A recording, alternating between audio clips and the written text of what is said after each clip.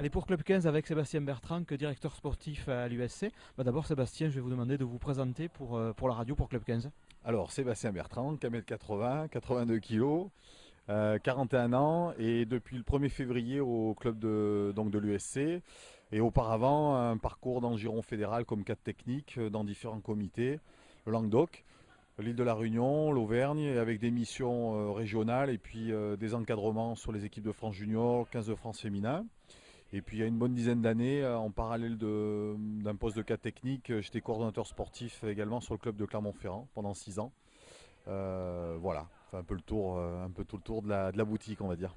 Bien, donc vous arrivez à Carca, gros chantier pour essayer de structurer ce club qui a connu une croissance très rapide de la Fédérale 3 à la Pro D2, donc un boulot pour Sébastien Bertrand. Un boulot pour moi, oui, bien sûr, mais surtout avec tout seul, j'y arriverai pas, hein. Par contre, il y a véritablement un engouement d'une part, et puis surtout des gens de qualité qui m'aident à cette tâche-là. Et ce qui me laisse dire qu'on va pouvoir construire rapidement et durablement pour le club, parce qu'il y a vraiment tous les ingrédients, tout un contexte qui est hyper favorable au développement de ce club-là. Alors justement, les objectifs ou les priorités que vous avez dégagés après le temps d'observation depuis février que vous avez connu dans le club. Bah déjà s'appuyer sur l'existant, notamment une école de rugby qui tourne très bien, avec un gros boulot qui est fait. Donc c'est améliorer ce fonctionnement-là. Et après des cadets jusqu'aux pros, en collaboration bien sûr avec les coachs des pros, c'est de mettre en place un référentiel commun sur le jeu bien sûr, mais également sur l'état d'esprit, l'approche de la pratique.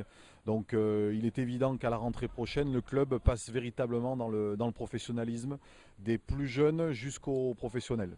Absolument. Et vous avez aussi en particulier la charge du centre de formation d'un point de vue sportif. Et donc avec peut-être un objectif, faire que ces jeunes soient au maximum de leur potentialité pour prétendre à une place en équipe 1. Voilà, donc centre de formation qui, contrairement aux autres clubs, ne sera pas un état dans l'état et quelque chose dans un coin avec un fonctionnement particulier. Centre de formation qui sera bien sûr une vitrine pour tous ces jeunes qui veulent aller vers le professionnalisme, mais un centre de formation qui va porter la parole en termes d'exigence, d'investissement pour arriver vers le club pro et qui sera, on va dire, qui va venir alimenter les différentes équipes. Alors 18 jeunes, j'ai cru comprendre, cette année sur le centre de formation. Ils arrivent d'où ces jeunes? Alors 18 jeunes, le plus jeune a tout juste 18 ans, le plus vieux a 22 ans. Donc des jeunes qui viennent de différents horizons, un pilier de Dijon, deux joueurs de Bobigny, après de Clermont-Ferrand, et puis on s'appuie également sur des joueurs talentueux du coin, et certains qui étaient partis sur d'autres clubs et qui reviennent dans le coin. Clairement, ce projet de centre de formation, c'est aussi créer le vivier pour l'équipe pro. Vu l'évolution du rugby actuel, peut-être que les clubs à budget moyen comme Carca doivent surtout axer le travail sur la formation. Ouais, oui, tout à fait.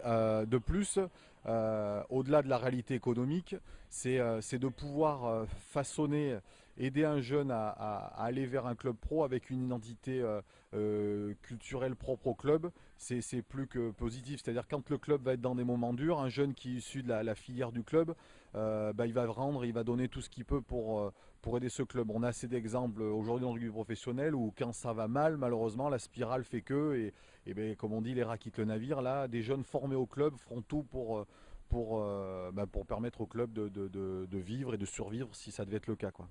Dernière question, objectif avec ces espoirs. Il y a des objectifs fixés dans le début de saison? Oh ben, sur l'équipe Espoir, l'objectif il est clair, je vous parlais de choquer sportivement, donc à travers les contenus, tout ce qu'on va proposer. Et pareil, c'est de choquer le grand public. Alors choquer, il ne faut pas avoir le côté péjoratif, hein, mais c'est d'interpeller. Et le titre de champion de France est dans la ligne de mire des Espoirs. Voilà, il faut qu'on parle de Carcassonne. Carcassonne a parlé de lui avec ses pros, avec son équipe Fagnon, ça va continuer.